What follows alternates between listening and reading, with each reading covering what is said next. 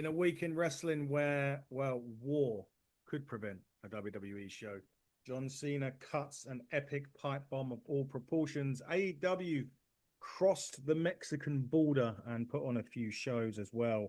And we're getting very close to potentially the King of the Ring semis and finals in WWE and sponsorships galore.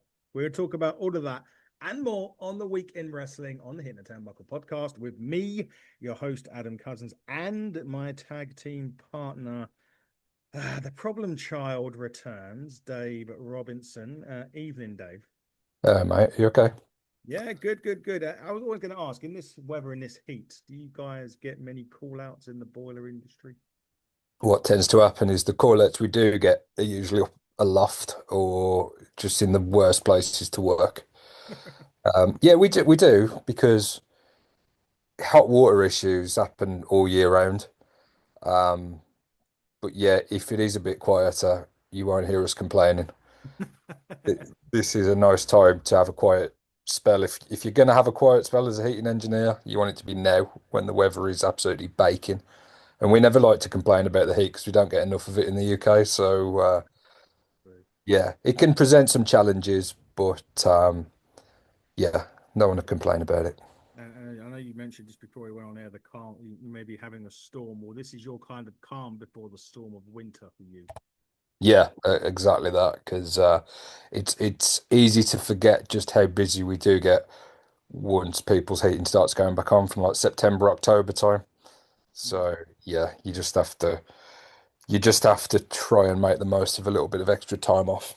indeed you do. Well, hopefully, well, hopefully it's all good for you anyway. But look, we can't even talk about our jobs. We need our job is to talk about the week in wrestling. Yep. The last few days, especially the last 24 hours, have been interesting. Obviously, we don't always like to bring in outside interference, really, for wrestling shows. But this one is quite serious and it could possibly affect WWE. Now, WWE are due to head to Saudi Arabia this weekend for Night of Champions. Um, but there has been an escalation of tensions in the last 24 hours where the US have gone in and pretty much bombed some of the, I think, Israeli bases, to which they basically responded and said that any UK, whether you're a person walking the streets or whether you're part of the regiment, you are basically a target. And with WWE due to fly over to Saudi Arabia, which is quite close to Israel, I'm sure it'll all be okay. And they've not, as of right now, because I'm just checking the world of X or Twitter, they're yet to announce that the show isn't going on. Where do you stand on whether they should decide to pull or not pull this show? Uh, I suppose I've got to deal with it in isolation because I'm not a huge fan of these shows, to be honest. Um, I appreciate that it's a business and I appreciate that it's called the World Wrestling Entertainment. And I also appreciate there's a lot of fans of wrestling that otherwise wouldn't get to see a live show if the company didn't go out there and do this type of thing. So yeah, I got mixed views, but on this one in particular, given the heightened tension in the world, um, you would think if they did go and something happens, you would look at it and go, well, that was avoidable. That was something that's brewing that really you could you could avoid, but America doesn't really like to. Well, has made a point of saying they don't back down to terrorism and they don't back down to terrorists. So it would surprise me if they did, but it might be taken out of their hands.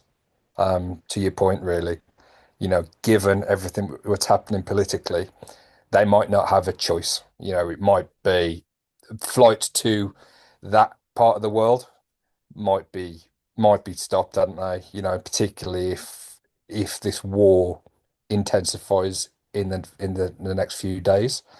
Scary time, really, mate. Scary time. But in terms of whether they should, I'm sure they will until it's at the point where it's taken out of their hands. Yeah, I don't think they should go. no, I think it's, yeah, it's a difficult one, isn't it? And not in the same way, but obviously in a totally different scenario. But another time, potentially they should have stopped things with the Owen Hart situation. I know this is not nothing to do with war, but No, I know that you mean though. It's like the show must go on, and there's nothing going to stop them from doing it. I don't know. You just put yourself into the position of families of, if not just the wrestlers, everyone involved in the tour, the crew, the cameraman, the whole production team. They're just traveling to a part of the world at the minute which is even more volatile than it has been for a long time. I don't know. It's Saudi, isn't it? So as you say, it's quite geographically, it's fairly close. Even if there is an actual tension in Saudi, I don't know, mate. It would be a sensible decision for me for them to postpone it at least and say, look, we do want to come back. We do want to put these shows on, but it's all funded by their government as well, isn't it? So again, I don't think anyone from WWE or Saudi Arabia are going to postpone or cancel this show. I think it would have to come from the state, if you like. It would have to come from the US itself. yeah. No, well, we'll soon see. Next few days will be interesting for sure, but let's just hope, obviously, things don't escalate anywhere else, and especially needlessly. Anyway, let's just actually move on to wrestling, shall we? I think that's a good way to go. We've had a little bit of WWE. I just want to talk a bit about AEW. AEW at Mexico this week. Looks like it done a very good, had a very good show over there for Dynamite this week. Thoroughly enjoyable. MJF ripping the mask off Mystico caused a few issues. Well, not issues. I mean, he did get confronted apparently in a hotel room in the hotel after the Wow. show. If that had been in the 80s, would they have had to have perhaps got him out of Mexico faster than he come in? Probably, yeah. I mean, that is traditional heel heat, isn't it? When it's spilling over into real life, if you like. Um, I thought that show was incredible. I was It's mad that a US company or US wrestling company hasn't been to Arena Mexico before, given the fact that it was purpose built for wrestling. You would just think at some point something must have happened there, but apparently not. I was reading articles afterwards, and it was the first US company to ever put on a show in Arena Mexico, and what a special show it was. I mean, there was a lot of multi-man stuff, and there was a lot of what we've seen from AEW in terms of trying to get as many competitors on the card, but given the atmosphere, given the reaction to the show, the way Hangman opened as well, That was cutting a promo in Spanish. If anybody was questioning if Hangman is the guy, you just need to watch that or listen to that promo. Even if you don't speak Spanish, just the connection he had with the audience. I thought it was something pretty special. And yeah, I think it's been a really good week for AEW. Yeah, it certainly has been. Just a slight aside, I just wanted to go back to what we were talking about a minute ago about Night of Champions. Just Yeah. see something interesting on X. Halfway through Dana White's interview, I don't quite know what they were doing. I think they were talking about a joint being over in Rehab. Nick Khan come out and had to whisper something in Dana White's ear. Don't know. Usually that would normally mean something important's going on, or Yeah. so. Anyway, I just saw that. I was paying attention to what you were saying as well, but obviously keeping my eyes peeled on socials in case something Yeah. happens while we're on the show, so we can be first to report it. Yes, a great week for AW though. I thoroughly enjoyed that. When do we see? And I'm predicting that we're going to get here. Obviously, when do we see the inevitable trio form of Swerve, Osprey, and Hangman? Oh, yeah. As you say, it looks very likely that it's going to happen. Um, I don't know whether that's before or after All In, because there's so much they can do. Like they've got so much going on from a storyline perspective at the minute. Um, I don't think this is just going to be all over at All In, regardless what. I suppose the question is, does Hangman walk out of All In as the new world champion, or does Moxley carry on? Um, I've gone back and forth with this because for a long time this year, I thought that Darby Allin was going to be the person that they would go with to dethrone him. And I also think that next year in London, which is a long time away. We got Forbidden Door this year, but I Yes. think Osprey will be taking the title in London next year.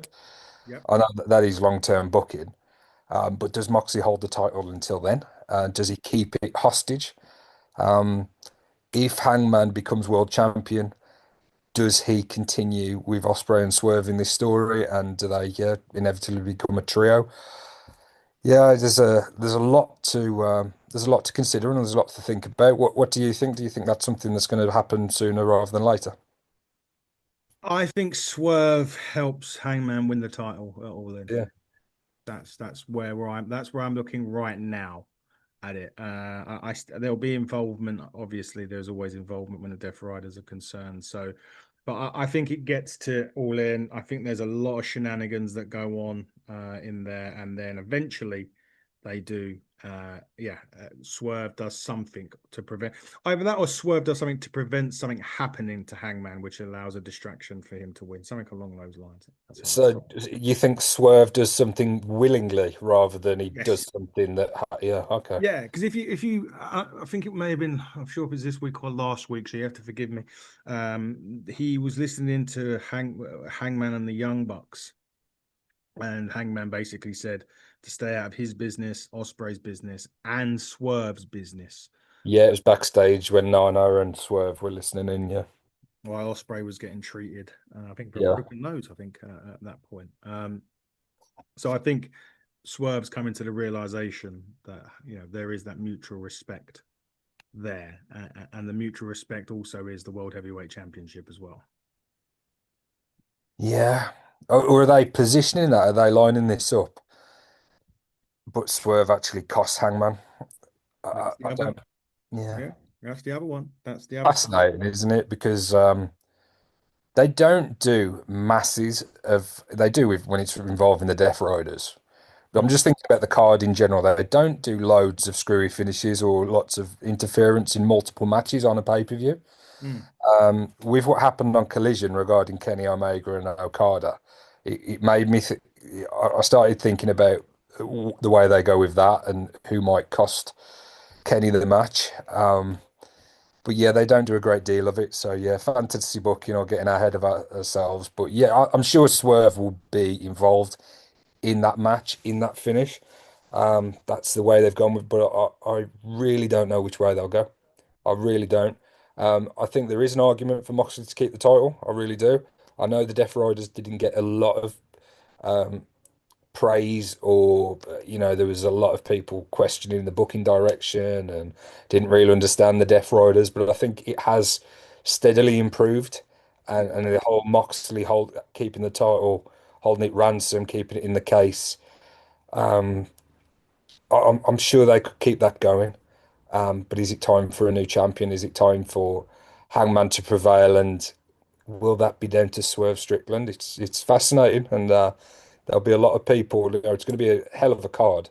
But I'm sure that. Would do you think that will close the show, that match? yes, 100. If Hangman wins, it does. Okay. Because I think him and Swerve will embrace. Going back to like an old WrestleMania 20, if you remember Eddie and Chris Benoit, so sort of hugging. I Yeah. think there'd be like a there's it's either going to be I either see that or see like one of those times when they bump into each other at the back, maybe as Hangman's making his way to the ring or something along those lines, and Swerve sort of maybe positions for a handshake at that point. Maybe he doesn't get it at that point, but then he helps Hangers win the championship, and then they do it in the middle of the ring in front of Yeah. everybody. So, Potentially.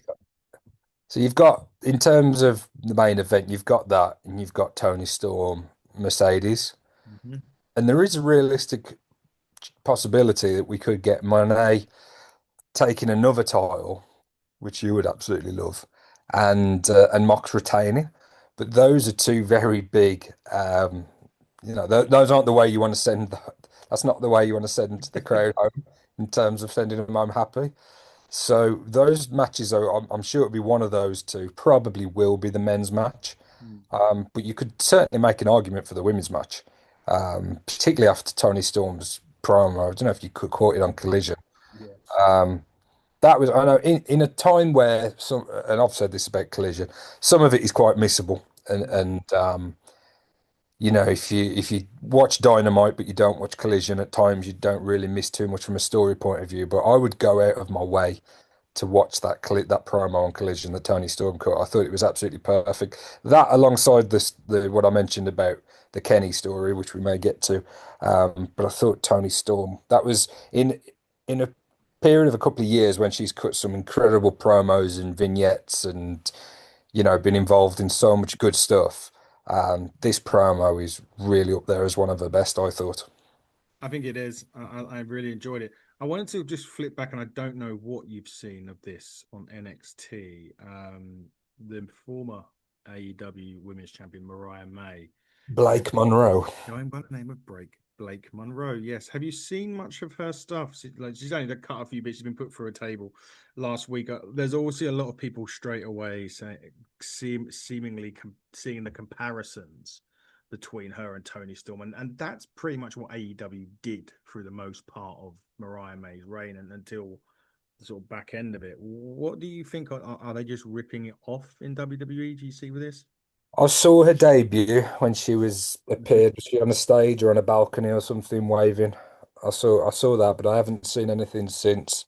But the name was quite yeah, fitting. But I think that is also the name of an adult film star. Because there It was some is, and thought about that. I think Blake's the name. I want to say her niece. Yeah. Something along those lines, but yes, it does. If they always say it makes me laugh. Triple H goes when they said about China being in the Hall of Fame once, and he goes, "Well, if you search China and Google, you'll come up with yeah." Yeah, I Which remember when he said that. when you search Blake Monroe in Google, Yeah, you well, don't see Mariah May. Well, yeah. Up until now, you definitely won't have. But yeah, interesting. I don't know. From a character point of view, I don't know if they're going to do that or whether they're going to rip it off. Obviously, it was quite successful. You wouldn't think that Mariah would do a straight up copy cat of Tony. Um, yeah, no, she didn't expect it. I thought she'd just go as Mariah May, to be honest. I didn't because she was Mariah May on the Indies and Stardom was it, and everywhere else she's been. So I know WWE like to change names, as we spoke about with Jeff Cobb and others. Sometimes the name changes are quite good, and sometimes they just stick with tried and trusted. And I know Mariah hasn't had like a 20-year career at this stage, but I still thought she had enough. Um, Stock in that name in Mariah May, not just for AEW in terms of, what she's done in the world of women's wrestling. Um, Strange one though. Again, didn't expect her to change her name. no. Well, there you go. They did. AEW have just announced. So this week is Dynamite 300, and our good friend Gary Joe from America has just put out on Facebook. Take all my damn money.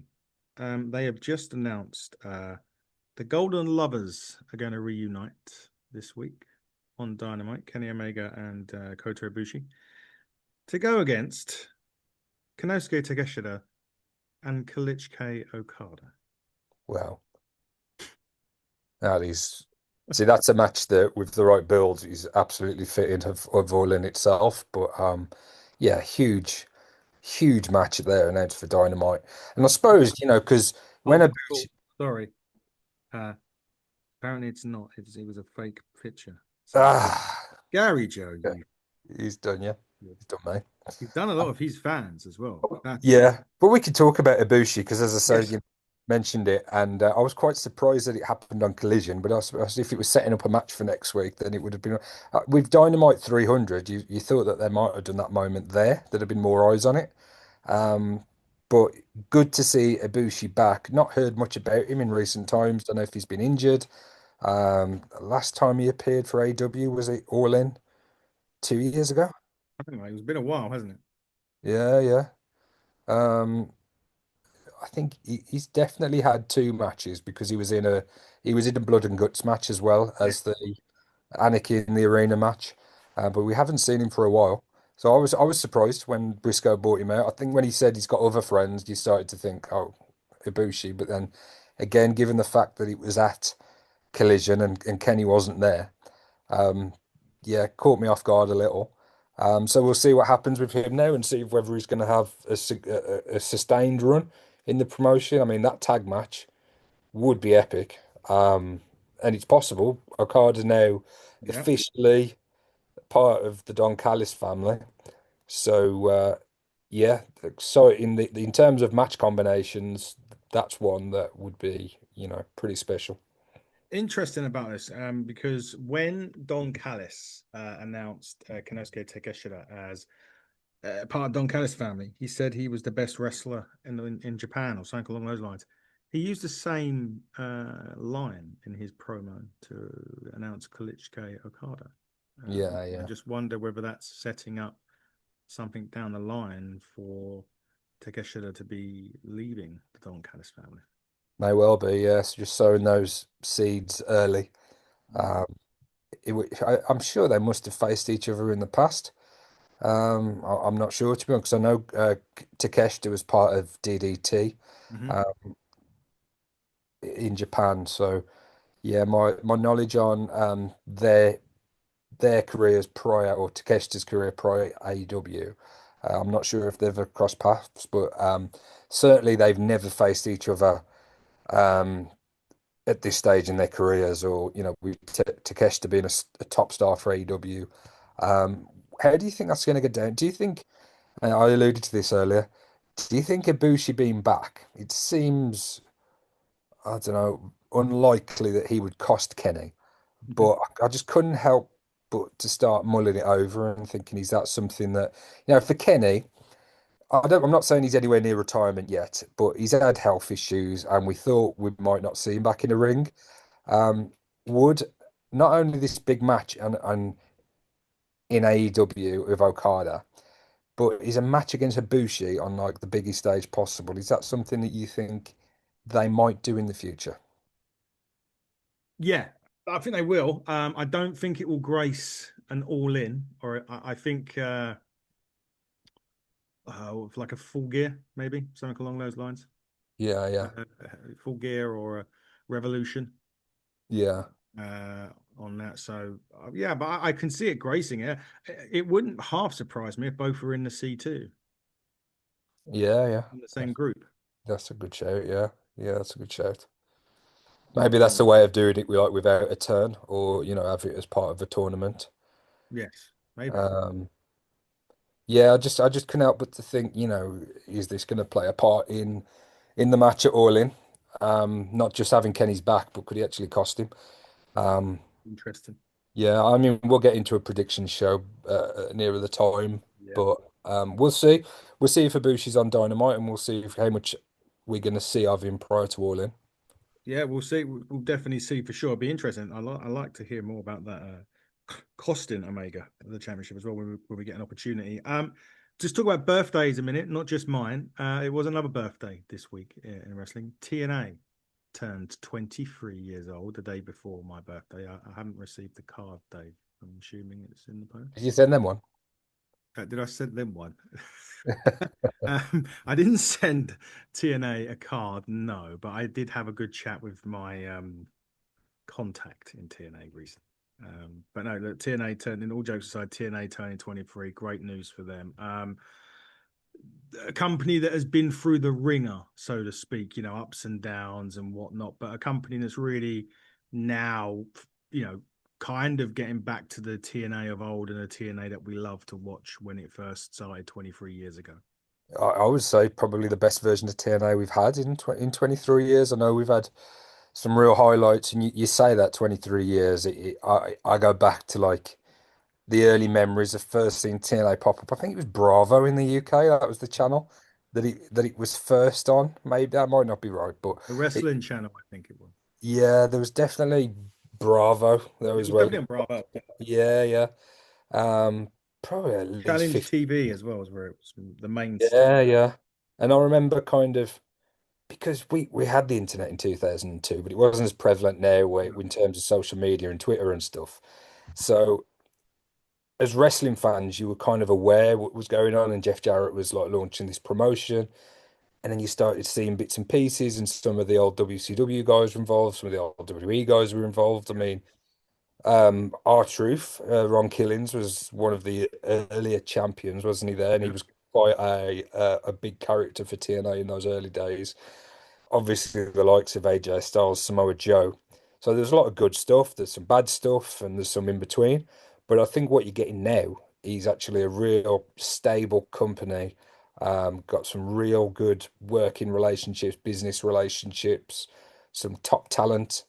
Um, yeah, it's gone from being perhaps somewhere where you would just get released WWE guys going, um, to somewhere where actually it's the preference to go.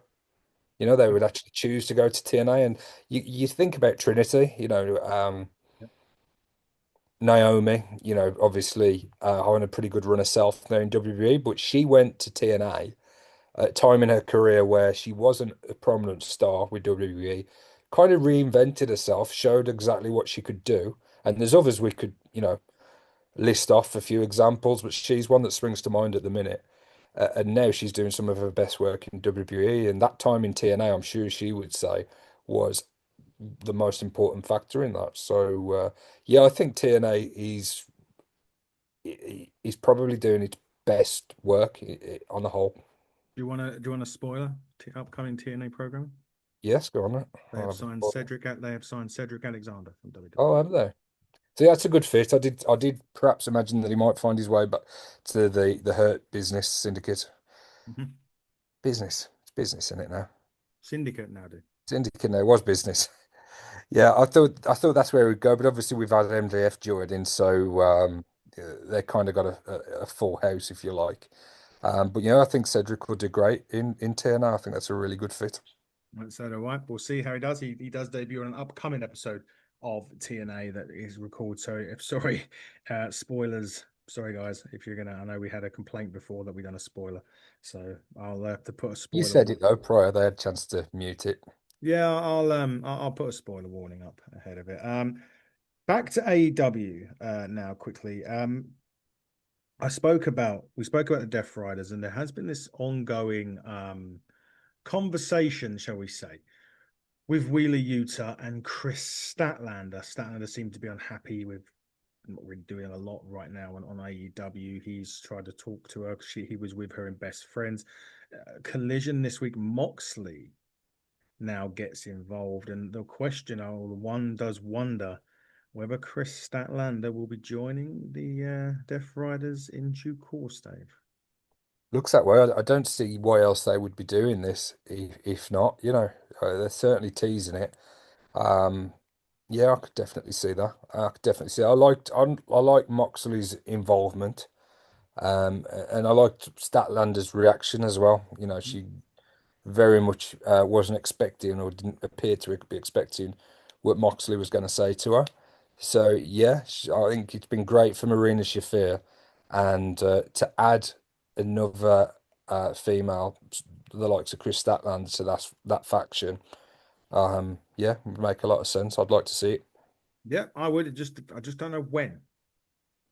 Yeah, yeah, and this is a great thing at the minute. There's so much going on storyline wise, and there's little subplots, and yeah, that probably isn't going to feature going into the main event of All In, but it's something else that's going on with the Death Riders, another little storyline. Um, and we'll see what happens with that. We'd like to see more of Chris Statlander in general, and I think her being part of one of the most prominent factions in wrestling at the minute, the Death Riders, would be great for her career. Don't necessarily want to see her tagging with Marina. I know there's been talks of women's tag division, and I think they have got the talent to do that. I'd like to see Chris going after singles gold again. I think some of the matches she's had, some of their favourite matches against Mercedes. Actually, I think she showed in those just how good she is. And yeah, I want to see another run for her with either the TBS or the Women's World Title. some point. We'll see. We'll see how happens. Speaking of championships, obviously Mercedes won another championship this week for anyone that gives a fuck. Um, Not me, for that matter, but she won another championship this week. She also she's actually amazingly defending her Rev Pro championship at the Hangar in Wolverhampton, Dave. Is she? Coming up in July. Yeah, maybe you can get down there and tell her how Yeah, much I yeah. love her. Only about 20 minutes from where I am. So yeah, that's He's taken on Naito, is it? Naito Tesue. Oh, fuck knows how to do these names, mate. You're gonna have to yeah. probably I'll check butcher that out it. and see if I can go. It's even might be sold out, hasn't it? But No, it hasn't. Tickets only. I don't even think tickets gone on sale yet, mate. oh, cool. All right. Yeah, that's pretty much it. So it's yeah, Mercedes against another Japanese wrestler. I know Um, you're not a biggest fan, yeah. but do you think in doing what they're doing with all these titles, do you think that's potentially making more stars when the time is right, when Mercedes starts dropping these titles, with her being so dominant for so long now and having all these, six belts Monet, seven belts Monet. Do you think actually long term that could be a good thing? Not necessarily. Not for the England. Certainly not for our the British Championship she holds with Revolution Pro Yeah, Wrestling. I feel that there is plenty of more than capable women. I get it. It's a rub thing. When yeah, you do be here, it's a big deal. Will be a big deal. I get that. I didn't agree with her winning it in the first place. I just yeah, felt that the British scene right now is good enough to have a world champion without necessarily. But I do understand where you're coming from, and I get the point that whoever does beat Mercedes, when they beat Mercedes, is going to be a big thing. It will be a big thing. But my yeah. concern, and I'm just was going to lead into this right now, is the person that could beat Mercedes Monet has also potentially, well, has also just confirmed that she signed with AEW, and that's Alex Windsor, Okay, yeah. the fiance of Will Ospreay. Yeah, I think she has had a match in AEW previously, hasn't she? Ring of So Honor, I believe, yeah. yeah, yeah, yes, that's great news for her and great news for the women's division. As you said, going back to Mercedes, when she won the Rev Pro title, Mhm. I thought it'd be a very, short term thing. I thought, she'd win it at the one show and then lose it the next show, but she's held that for a while now, hasn't she? One defense, Dave, Yeah, exactly. So against Kanji. I understand why that would be frustrating, particularly big fans of the UK scene, such as yourself. Oh, most of the UK scene love it, mate. I just think it's fucking ridiculous. Yeah, And it's not because it's Mercedes either. If anyone had yeah, won the championship, it would have been stupid in my opinion. Look, if they announce some kind of partnership thing, Rev Pro AEW, I understand it. If they get some, maybe at Forbidden Door, Rev Pro are going to get some stuff. Maybe I don't know. That could be something that happens because obviously it's always on the anniversary show of Rev Pro as well. We've seen crossovers. You were there when Jericho attacked Will Ospreay, right? And they've yeah, done yeah, something yeah. last year, so they'll probably get some things out of it. If they announce a partnership, then fair enough. I've got to be very careful with what I say about certain subjects to do with Rev Pro right now. So I'm gonna leave Rev Yeah. Pro at that. For Yeah, the it's just as you say. Does she necessarily have to hold the title to have this effect? I'm not sure. I do like. There's an argument for and against. I think going into the match at All In with Mercedes holding all the belts, I think that does make it intriguing in terms of does she capture the women's world title as well, the one that has eluded her, or does Tony Storm, um, you know, hand her first loss? I don't think she's lost in AW. She's certainly not in singles matches. I don't think she's lost at all. Um, so yeah, you could, you hear that promo and then on Collision, and you're thinking, yeah, Tony Storm's going to take it. But the way everything's been positioned, you know, I think that again, going back to what match is going to close out the night, I think if Moxley is going to retain against Hangman and that match is early, that might tell us that yeah, Tony Storm might be winning the main event. But yeah, as I say, you can make a compelling argument for both, which is great. And it's unpredictable. When we predict that match, as it stands right now, I don't know which way it's going to go, and I don't with the main event. With both main events, the results of both of those matches are in doubt in my mind at the minute because you could make a storyline. you know, reason and justification for each winner. Yeah, yeah, true. That's a good thing about it. Actually, so another bit of breaking news quickly. This is regarding Buddy Matthews. He's had a setback Oh, is it? from ankle, yeah, his ankle recovery. So it doesn't look like we'll be seeing him, unfortunately, anytime soon, which is a shame, but it's kind of in a good way can segue off for us. Talking of injuries, an injury that happened this week on Raw to Liv Morgan. Was a nasty one when you saw it. It happened straight away, literally as a bell rang with her match with Kairi Sane, looking like 3 months, 3 to 6 months out. It scuppered a lot of stuff in terms of the Evolution match with Nikki Bella that was planned as well. Obviously, sad state of affairs for Liv. Now, apparently, they're not stripping them of the tag champions because she's currently tag champs with Raquel Rodriguez. I'm assuming Roxanne Perez will slot in due to the Free bird it. Yeah. yeah, from the judge, yeah, free bird it because they're not planning on stripping them. So, and they have got a storyline ongoing there, similar to the real one. But obviously, not good timing for Liv, and it scuppers a lot of plans, Dave, at the minute. Yeah, one particular, I really do feel for it. I've had shoulder problems myself. I've had three operations on my shoulders, two on one on the other, and that was for dislocations. Mm. So when I heard that it was a shoulder dislocation, she got my sympathy straight away.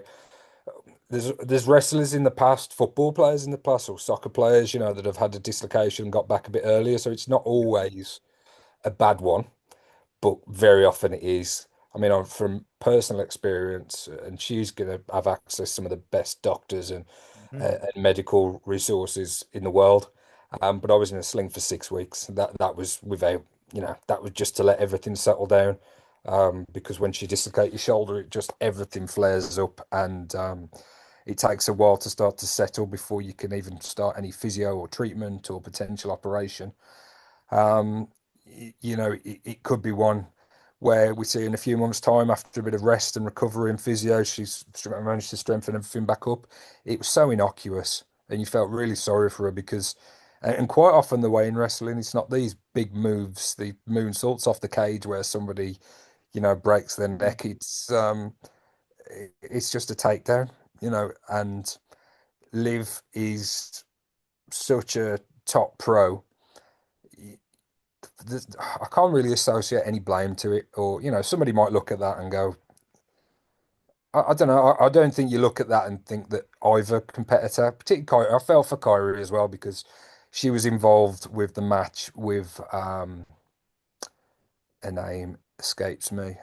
Um, Trish's protege. Oh, that was a while ago. Starks, Zoe. Zoe Stark. Yeah, Zoe Stark. So she was obviously in the match with Kyrie as well. And like that's another match Kyrie was involved, but there's absolutely not really any blame for that drop kick, to be honest. But certainly in terms of this situation we live, it was just a really unfortunate accident, or could you even call it an accident? It just looks so innocuous, doesn't it? It was just like a takedown, and she just landed, or she, her arms just spasmed, or it's just gone at a funny angle, and yeah, real bad timing. But as you say, the only positive that really can come out of it, or the one that you think of straight away, is Roxanne Perez. Yep. And now she may have a position as a champion on the main roster, and part of that storyline now, it's going to have to take a different direction. But maybe they can work to the same place they were going to get to originally. And I'm hoping as well that we're not completely without Liv Morgan for the amount of time that she's injured, that she will still be able to feature in a backstage role or as part of the Judgment Day. Remains to be seen, but yeah, bad situation and such bad timing. Yeah, we wish Liv Morgan very well. I know CM Punk got quite emotional actually, talking about her injury because they're doing a Fanatics thing for SummerSlam. It's coming Yeah, up one day. Got quite upset about it, which was quite interesting. More on Punk in a minute. I'm going to give you my quick theory on the Roxanne Perez stuff because she's due to take on Jade Cargill tonight. Tonight at time of recording. Obviously tomorrow night at time of recording, but tonight when this goes out on Raw, she'll take on Jade Cargill in the semi-finals of the Queen of the Ring tournament. The winner goes on to face Asuka, presumably at Night of Champions this coming Saturday in Saudi Arabia. I think Cargill wins the Queen of the Ring. She gets the title shot in SummerSlam. She wins the championship, and Naomi cashes in and beats her straight away to reignite that feud from Naomi's Miss Money in the Bank. Right.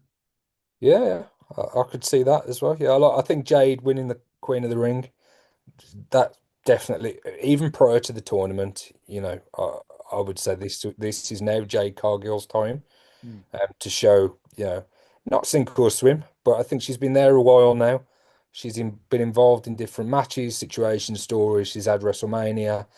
Um, I think she's been there long enough now to really see what she's got and push her in that prominent spot. And I think Queen of the Ring absolutely suits her character, her personality. I'm sure we're going to get a heel Jade at some point. Um, but yeah, for the time being, maybe it's the Queen of the Ring that starts to speed up that heel turn. We've seen that in the past, haven't we, from Mm. other competitors, letting the success go to the head, so to speak. But yeah, I think that's a great shout. And no, Naomi cashing in, that's great as well. I definitely think Naomi will have a successful cash in as and when it happens. I think both of the cash-ins this year are going to be successful. I don't know if we're going to talk about Seth at all, but yeah, I think both of those cash-ins will be within the next few months, and I think they'll both be successful. Right. We're not going not necessarily talking about Seth today, but I kind of agree with where your line of thinking there. Yeah. Another quick one on WWE. Undertaker has said that he would like, if the circumstances were right, he would want to be in creative Okay. Was he saying WWE. that on his podcast, did Yeah, I've said it on the podcast or an interview, one of the two. Listen, if you want an interview, Mark, you can. he? Yeah, yeah. Come and chat with us. Yeah, I mean, not like we'd be more than welcome to welcome you on to the show. But no, in all seriousness, he said that if circumstances was right, he would like to go onto the creative. Where do you is that something that you would like to see Undertaker on creative? I have my theory, what I would like to see, where I think WWE gets more mileage out of it. But what do you see on the creative side on Undertaker potentially joining creative? Um, it's funny, isn't it? Um, a lot of producers or people that work in a backstage capacity, not always, but I think Triple H is a bit of an exception to the rule given the fact that he's married to Stephanie McMahon. But a lot of them aren't like the high profile wrestlers, the main event wrestlers. A lot of them, quite often, you think of 6 or 7 producers at WWE right now, Yeah, and they had success, but they were mid card, lower card. Obviously very good wrestling brains. Where Undertaker was a top star, a main eventer. With that, you would expect there's quite a bit of ego, but doesn't really seem it. I don't know. Don't know Mark Calloway personally, but he always has come across very well over the years. And I'm sure he could coexist I mean, there's certainly a lot of positives there yeah, as fans, as wrestlers. I mean, if you're a young aspiring wrestler and you're having the opportunity to work with the Undertaker in a creative capacity backstage, pick his brain, what works, what doesn't, what to try, what not to try. There's so many positives, but yeah, it's just funny how over the years, and there's probably other examples, but a lot of the main event stars don't go into those backstage roles, which yeah, I'm sure they do a great job, but there's more than just doing a great job, isn't there? There's the ego element. yeah, definitely. So my theory is, and how I think WWE would get more mileage out of the Undertaker is if he chose like 5 or 6 people to work with and develop. Not necessarily down in NXT, could even be main roster guys. May even be better off with the bigger guys.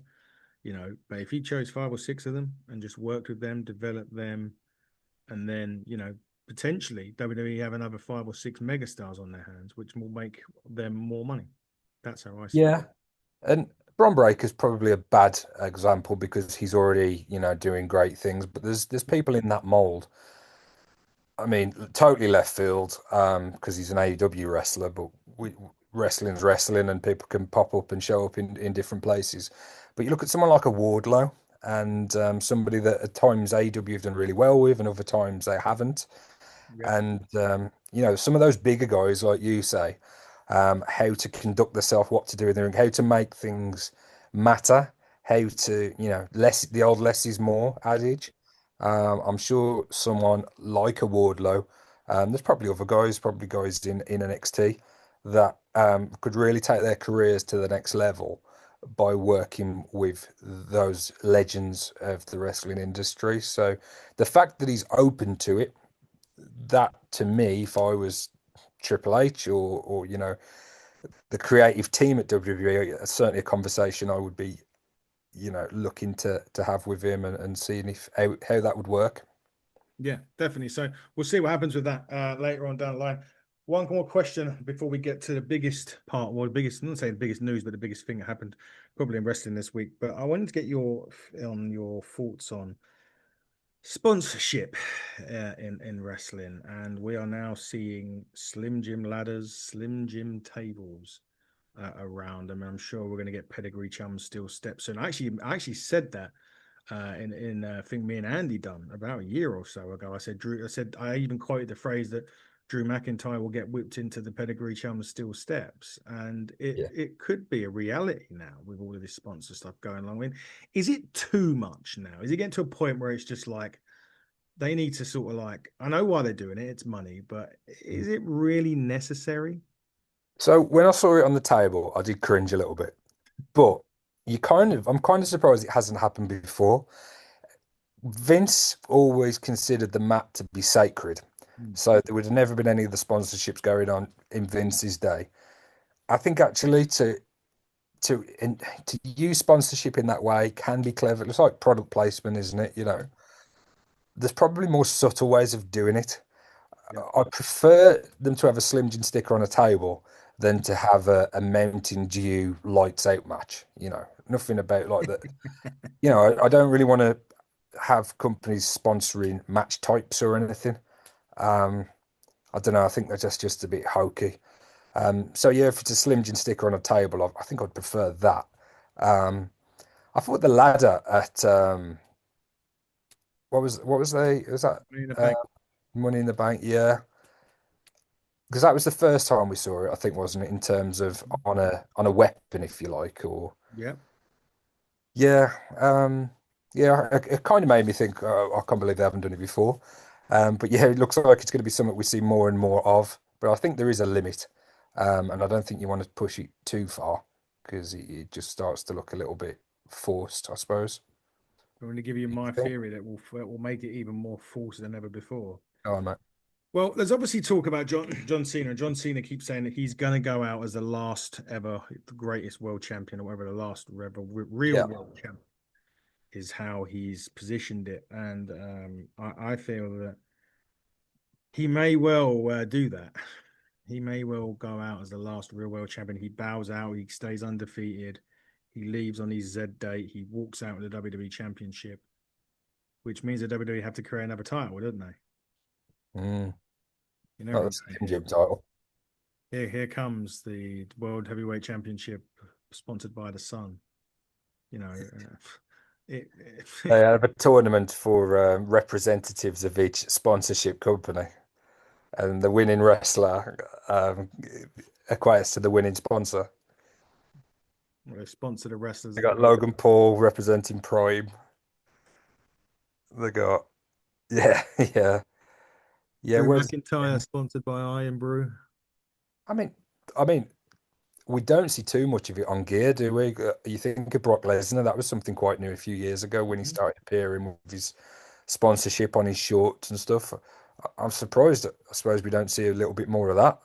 Sponsoring ring gear. We've had it in again soccer and sports for years and years now, haven't we? Yep. It's just something that's just part and parcel of it. In fact, it looks weird when you see a soccer kit. I remember as a West Brom fan, there was a season going back now 10, 12 years maybe.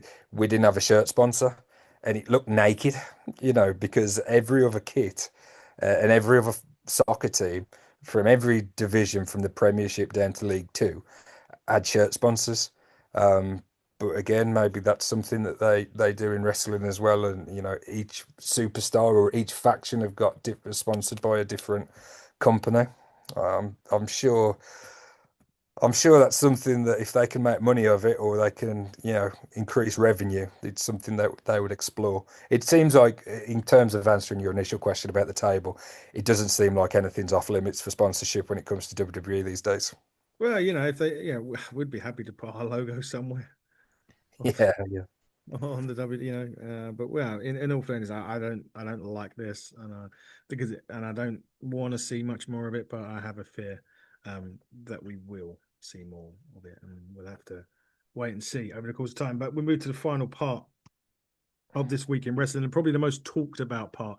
When I woke up this morning, it had over 55 million views across social media platforms. That was the pipe bomb cut by John Cena this week on SmackDown on CM Punk. It was a mirror image of a pipe bomb that CM Punk done nearly for, I think it was 13 years to the day. It would have been next week, I think. Um, it was a great. I mean, it was marvelous. What done, Dave? What have you seen it, and what did you Yeah. think of it? I saw it. I couldn't quite believe it, to be honest. Just some of the references. Um, the fact that, I mean, the wrestlers' names was one for me. And what apparently with Claudio, he dropped Claudio Castagnoli's name. He's in a WhatsApp chat with Claudio and Seth Rollins, I think. Oh, is They're he? big, yeah, yeah. Something about coffee. They're big coffee fans, Yes, they or are. Yes, yes. Seth Rollins has got. I think Seth Rollins and Claudio own a coffee shop in Detroit. okay. I'm sure. So the story goes, they're in a WhatsApp chat with Cena about that. So that's perhaps one. But then you said Nick Nemeth, Matt Cardona, and that surprised me. That really did surprise me. It was very un-Cena. There was elements to it that I thought he did fantastically well. There was other bits to it I thought, is he for real? Is he? I don't know. Is he really into this? Is he doing what he's just been told to do, or is he going a little bit off script with it? Obviously not. It's going to all be very well coordinated, and I'm sure Punk will have had a lot of input into it, as will Triple H, and see, like it's a collaboration. Um, there's some very good callbacks.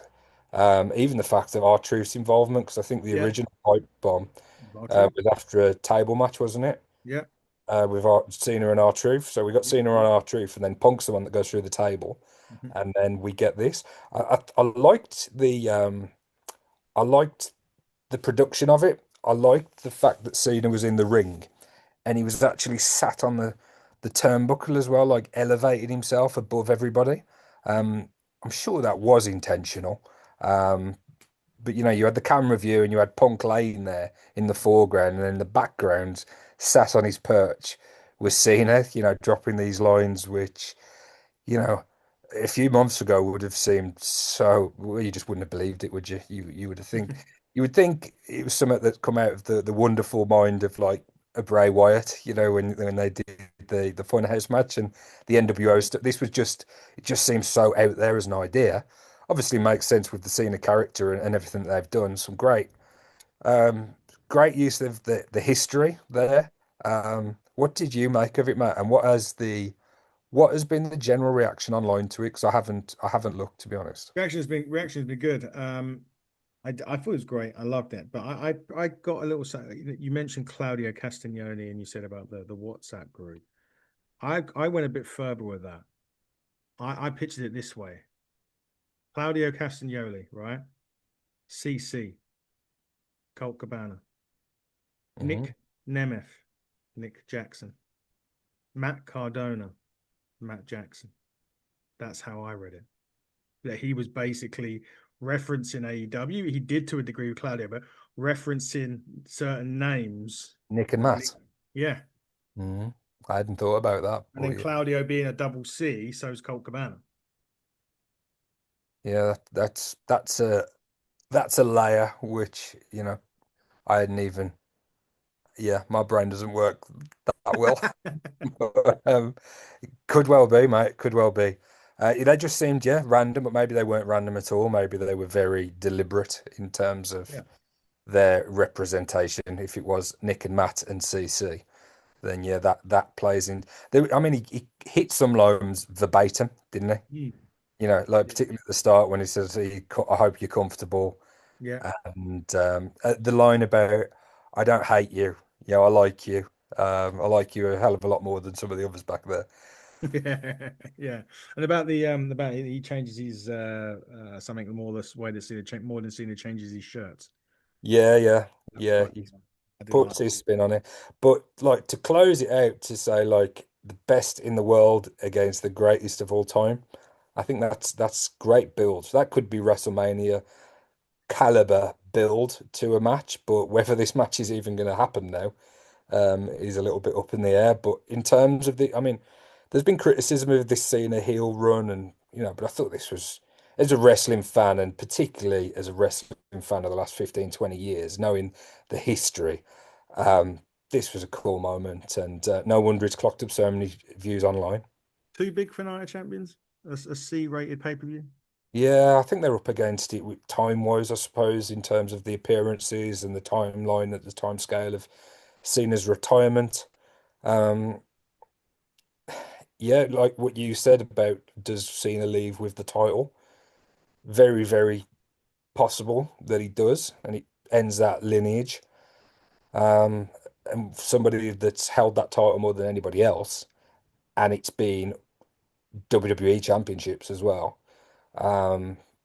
You could argue that it's quite fitting that he's the one that he retires with the title, and he, you know, that's the end of it. No one else is gonna, or it's gonna take a hell of a long time for someone to get anywhere near 17 reigns.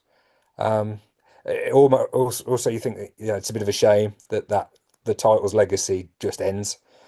Mm. So again, like so many other things, subjective, and you could make an argument for both. Um, I think people that perhaps historically wouldn't have watched Night of Champions, if it does go ahead, I think there is more likely they'll do better buy rates and they'll have more people interested, given the fact that this is going to be the main event. Um, Everyone's just expecting Cena to retain, though, from what I gather. What's your take on it? Yeah, he retains. Yeah. That's what I think. A shitty ending somehow. Maybe the Braun Breaker, Seth Rollins, and that gets involved. The only potential I did have was that Punk wins, then Seth cashes in. I Yeah. don't see that. I don't see that happening. Yeah. See, this ruin wrestling thing, is he ruining wrestling? Or is he making wrestling better by saying he's ruining wrestling? And he's annoying so many people, and you know, people are getting so irate, so I don't know, emotional about it. He's actually, you know, people's moan and people's criticism is actually that a sign of success and a good job they are doing with this Cena run. I think it's good. I've liked it so far. Anyway, we'll see. We'll see what happens though. Obviously, SmackDown as well this week due to be in Saudi Arabia as well as Night of Champions. So we'll see. Apparently, according to John Cena at the Fanatics thing, they've got something really cool lined up this week on SmackDown as well. So should that go ahead, we'll see. But more importantly, coming up on this channel this week, what would have dropped? Yeah, it would drop a bit later on today. For example, on Monday at the time. As I say, this is Sunday, but this goes out on Monday morning. But what will drop a bit later is Chat GTP's predicting the next 10 men's Intercontinental Championship winners. So be interesting to see that. Tuesday this week, will be our interview with Bear Bronson, which was a really good one, Dave, that we had last week. Great guy, Bear, and he will Yeah, be. one of the I've enjoyed every single one that I've been a part of and everyone that, you know, I've seen on the channel, but I thought Bear was very, very I don't know, very open, very honest. Went into great detail with his answers. We had a great hour with him, didn't we? Really enjoyed it, and he also said that he'd love to come back on in the future. So yeah, I think people will really enjoy that interview, particularly talking about, you know, the death match, which is what consumed the death, certainly the first part of the interview. But yeah, great. Not just because it's we're on it and we're part of an entire show. I think wrestling fans across the board will be really interested as to what Bear's got to say. Indeed, they will. I certainly loved it. We'll definitely have him back. Wednesday, it's another NWA territory talk. This time with the women's champion of the Harley Race promotion of the NWA, which is World League of Wrestling. Skylar Sparks will be coming on. We're also going to be sitting down. There's a couple of interviews I can announce again from an NWA, both from an NWA perspective. NWA and Exodus Pro, which is EC3's promotion, will be talking with their champion, Pretty Boy Smooth. And in the following week, me and Fiona celebrate recording our 100th episode of an NWA Power Review, who better to have than the reigning, defending NWA World Heavyweight Champion?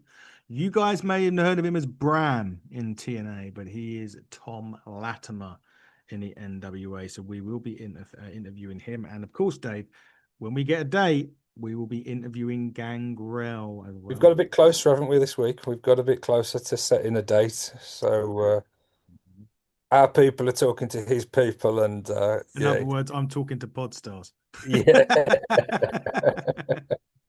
But yes. The only issue we've got is we would like to do an hour, wouldn't we? So I think, and I think our audience would love to see that as well, given his Hall of Fame level career, I would say. Absolutely. Full disclosure, we had an opportunity this week to interview him on Tuesday, but it would have been half an hour. And as Dave said, someone of his magnitude, we've got so much to discuss with him as well, so much that we want to talk to him about, that we think an hour is going to be needed. So we're going to wait for the hour. So yes, that will be happening though soon, as will Chaz from the Headbangers as well. I'm looking forward to that. There's a couple of other discussions that are taking place. I can't name names at the moment, but there's a couple of AEW stars that potentially could be coming on in the near future as well. And one of the former longest reigning NWA World Heavyweight Champions could be coming on in August. But again, can't really go into too much at the minute because it's not officially confirmed. But it's a good week in wrestling, Dave, that we reviewed. Thank you again, as always, from coming on the air. And I tell you what, even though we didn't talk too much about AEW, we talked across wrestling promotions this week, I'm still going to let you sign us off the air. So please go ahead and do so. Oh, you've caught me cold. Time to bid you all adieu, goodbye, mwah, and good night. Bang. Stay safe, everybody.